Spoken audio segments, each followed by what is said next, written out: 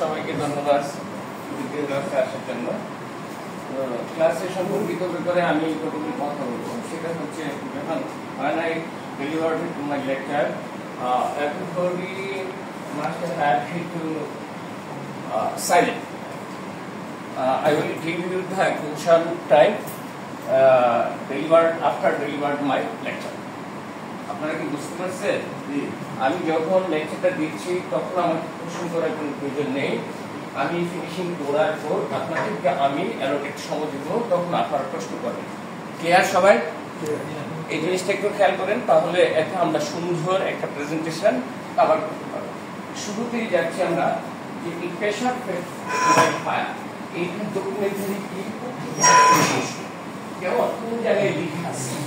এটা আমাদের যে কনস্টিটিউশন, আমাদের কনস্টিটিউশনটা হচ্ছে ইকাও এর অ্যানেক্স গুলো। অ্যানেক্স এর মধ্যে অনেকগুলো 19টা অ্যানেক্স আছে, এর মধ্যে একটা অ্যানেক্স এর হচ্ছে 14।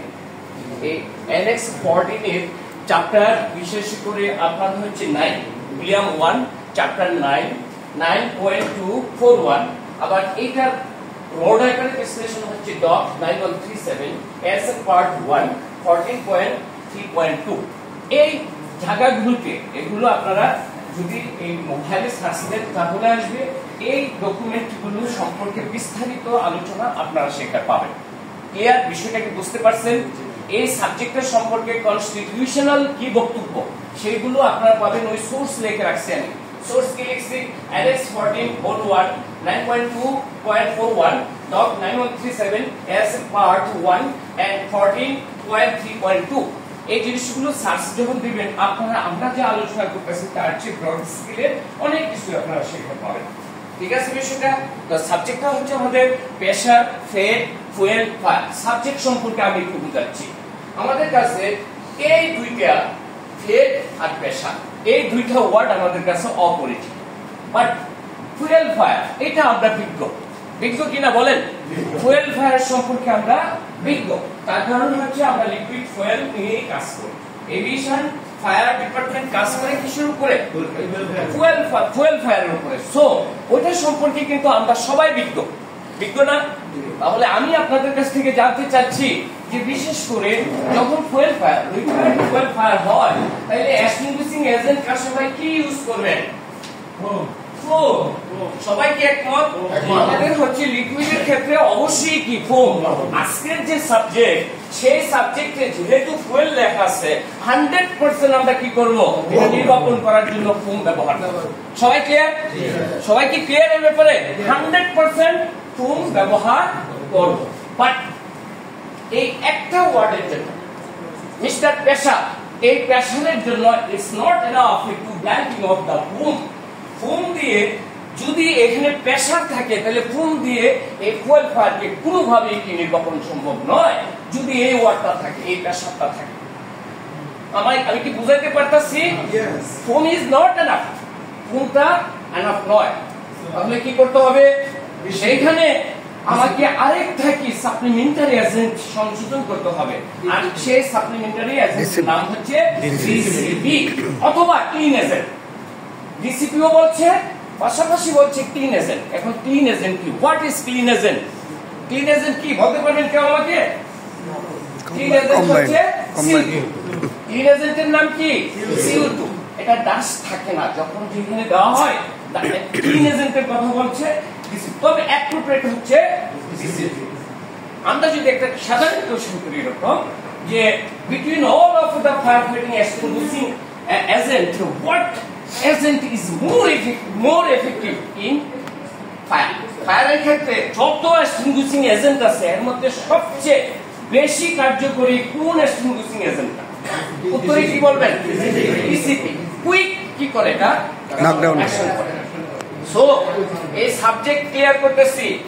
ফুয়েল নিয়ে আমরা ক্লিয়ার। প্রেসার যখন থাকে তখন আমরা ফোম দিয়ে ব্ল্যাঙ্কিং করাটা কি নয়, এনাফ নয়। সেখানে আরেকটা কি করতে হবে? কথা ক্লিয়ার করে নিন। সেখানে সাপ্লিমেন্টারি আরেকটা এজেন্ট কি করতে হবে? দিতে হবে। আর সেটার নাম কি? ডিসিপি। তার মানে প্রেসার ফিড ফুয়েল ফায়ার নির্বাপন করতে হলে ফোমের সাথে আমাকে কি করতে হবে? সবাই কি ক্লিয়ার? এটা সেটা আসতেছি, প্রশ্নগুলো সব করেও হবে। আমি আগে বোঝানোর পর প্রশ্ন এমনিতেই শেষ হয়ে যাবে। তাহলে আমরা তো এটা বুঝছি দুইটা agent, why is the reason two extinguishing agent apply the pressure feed fuel pipe? কেন আমরা দুইটা এজেন্ট ইউজ করব? কেউ কি বিশ্লেষণ, আমার বিশ্লেষণে বুঝতে পারছেন না পারেন নাই? কিভাবে জবাব দিবেন? বলবেন যে স্যার ফুয়েল হলে আমরা দেই ফুম, বাট এই ফুয়েলের মধ্যে প্রেসার থাকিবে দেয় স্যার ফুম এনাফ না। ফুম কি নয়? এনাফ নয়। সেখানে আরেকটা এজেন্ট অ্যাপ্লাই করলে দ্রুত কি করবে? আগুনটা নিভে যাবে। তাহলে কারণ কি ক্লিয়ার? আচ্ছা, এখন তাহলে আমরা মূল সাবজেক্টটা তাহলে ক্লিয়ার সবাই, এ নিয়ে তো আর কোনো ঝামেলা নাই। এখন আমরা ডিসকাশনে যাচ্ছি। এখন এই pressure feed fuel fire as a professional fire fighter হিসাবে নির্বাপন করতে হলে আপনার কি কি রিসোর্স থাকতে হবে সেই জিনিসটা সম্পর্কে আগে জানতে হবে। কি রিসোর্স লাগবে? রিসোর্স মানে হচ্ছে কি কি বস্তু আপনার কাছে আছে এটাকে মারার জন্য, এটা হচ্ছে রিসোর্স। বুঝতে পারছেন বিষয়টা? কি কি রিসোর্স লাগে? অবশ্যই রিসোর্স গুলো যদি আমরা যাই, কি কি লাগতে পারে? নাম্বার 1 কি লাগবে বলেন? আপনারাই বলেন কি কি রিসোর্স লাগবে। ধরলাম এক্সটিংগুইশিং এজেন্ট লাগবে, কি ফুম থাকতে হবে। আমি 2 নম্বরে কি থাকতে হবে? ডিসিপি। 3 নম্বরে কি থাকতে হবে? হোজ, ডেলিভারি হোজ কেমন লাগবে। 4 নম্বরে কি থাকতে হবে? Nozzle, special nozzle. নজেলের ওখানে কাহিনী আছে, কি থাকতে হবে? Nozzle, special nozzle. হ্যাঁ, স্পেশাল নজেল কেমন? স্পেশাল নজেল থাকতে হবে। আর কি থাকতে হবে দেখি কারো ব্রেনে অ্যাকসেপ্ট, আপনি অফ কেমন, আপনি ছাড়া। আর কি থাকতে হবে যদি আমি প্রেসার ফিড ফুয়েল ফায়ার, আমার রিসোর্স আমার কি কি থাকতে হবে বলেন? হ্যাঁ, foam making branch pipe is not acceptable, কারণ এখানে ফুম মেকিং ব্রাঞ্চ পাইপ আমরা কাজ করব না, ওই স্পেশাল নজেলের কাজ করব। আর কি এটা দেখ স্যার, প্রেসার ফিড করার জন্য লাগবে ফোম, যে কোনো মাধ্যমে হোক, ডিসিপি যে কোনো মাধ্যমে হোক, হুজ লাগবে, ডেলিভারি হুজ। হুজ বলতে কি?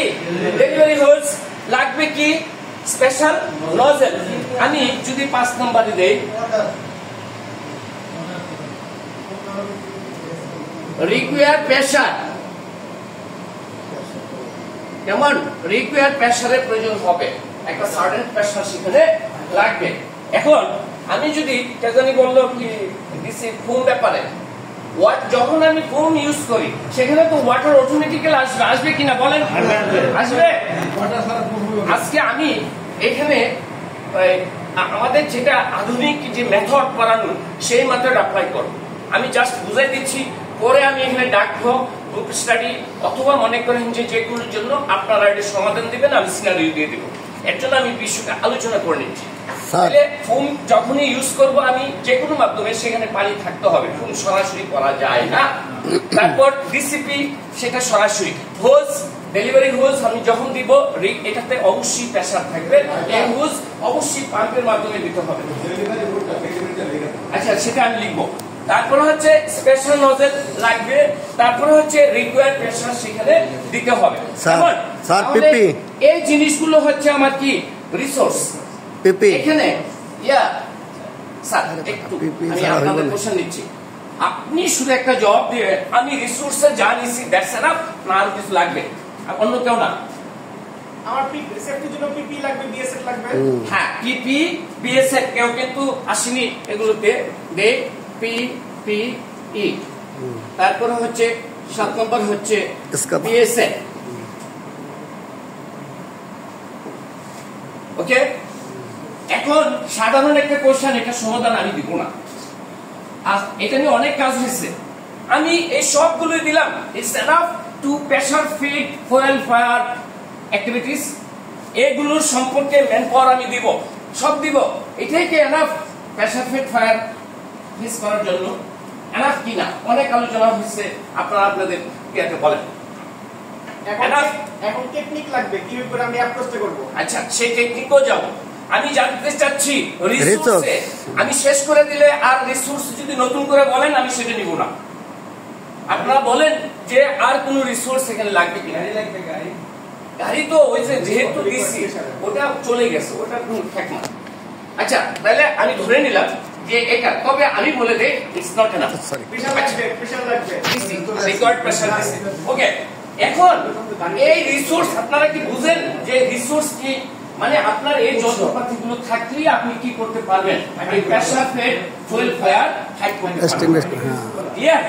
আচ্ছা, এবার আমি আমার এটা তো বুঝাইছি, আমি আমার দ্বিতীয় স্লাইডে চলে যাই। দেখেন, এখন আমরা খুব সংক্ষিপ্তভাবে জানবো what is pressure fuel fed fire, এই জিনিসটা জানতে হবে। এখানে আমি একটু ক্লিয়ার বিশ্লেষণ করে দেই যাতে বিষয়টা আপনারা বুঝেন। লেখা হচ্ছে fire associated with fuel discharge under very high pressure from a ruptured fuel tank are known as the pressure fuel fat fire. আমি কতগুলো ওয়ার্ড দিচ্ছি, প্রেসার আগে বুঝে নিচ্ছি, শুধু এই র্যাপচার ওয়ার্ডটা বুঝতে হবে। র্যাপচার মানে কি? র্যাপচার কি?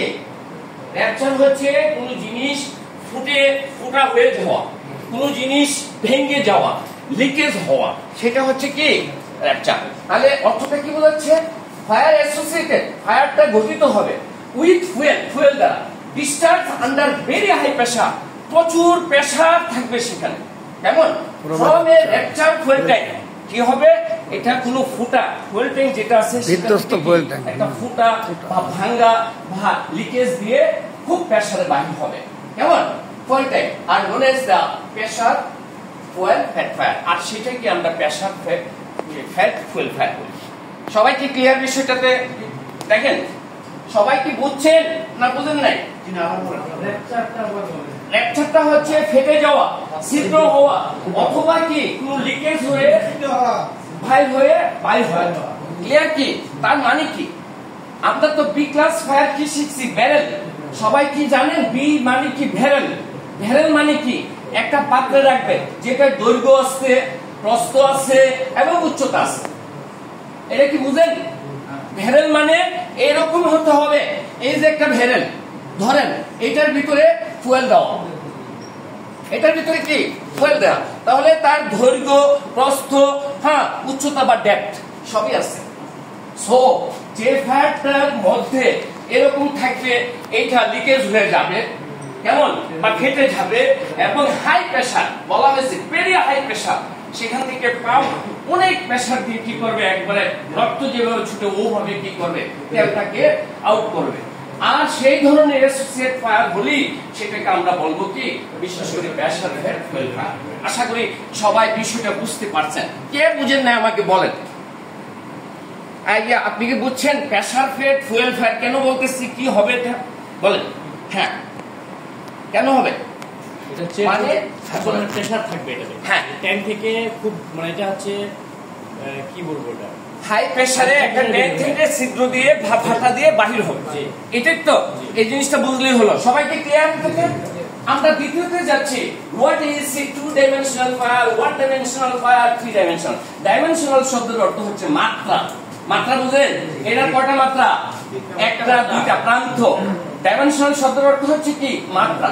যে আগুনের দুইটা মাত্রা থাকে তাকে টু ডাইমেনশনাল বলে, যে আগুনে তিনটা মাত্রা থাকে তাকে থ্রি ডাইমেনশনাল বলে। এরকম 12, 14, 16, 18, 24 পর্যন্ত আছে। কেমন? তবে আমরা যে ফায়ারটা নিয়ে আলোচনা করবো, এটা হচ্ছে থ্রি ডাইমেনশনাল, তিনটা মাত্রা এখানে কাজ করে।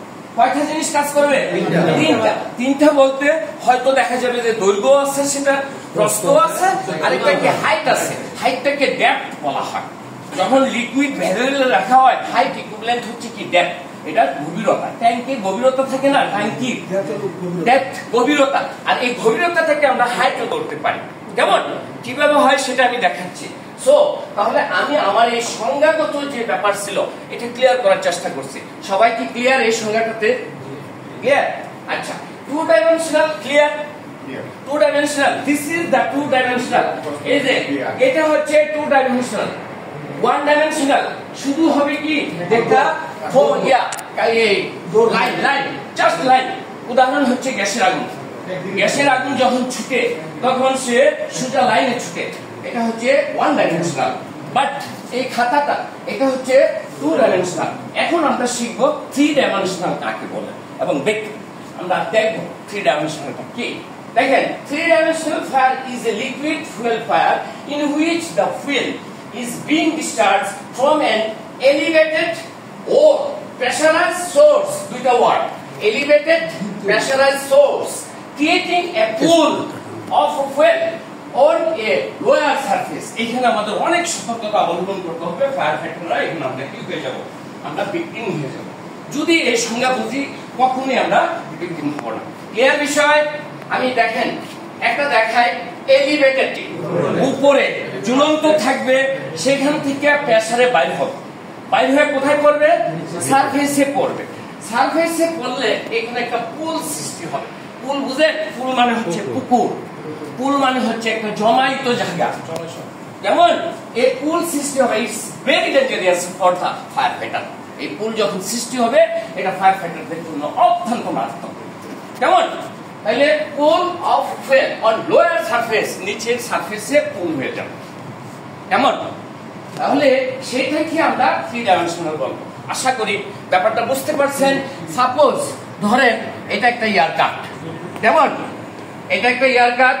আমরা যদি এয়ার কাটটাকে এভাবে নেই, কেমন? আমরা কি করতেছি, এখানে ইঞ্জিন দিচ্ছি, এখানে ইঞ্জিন দিচ্ছি। তাহলে এটা কিন্তু সারফেস থেকে উপরে, ইঞ্জিনটা কি সারফেস থেকে উপরে কিনা, উপরে। তো ধরেন ইন্টারনাল একটা ফাটল হয়েছে, এখান থেকে কি করতেছে, তেলটা পড়তেছে। তাহলে পরে তেলগুলো কোথায় জমা হবে, সারফেসে জমা হবে, হবে না? তেলগুলো এই যে জমা হচ্ছে, এইখানে দুইটা প্রান্ত, আর এখান থেকে ছুটে আসতেছে, সেটা হচ্ছে একটা প্রান্ত। যেমন এই তিনটা প্রান্ত হচ্ছে 3 ডাইমেনশনাল ফায়ার। আপনার বুঝাইতে পারতেছি? ছড়ায় গেল একটা, দুইটা, হ্যাঁ, আর একটা উপর থেকে যেটা আসতেছে। এখানে আমি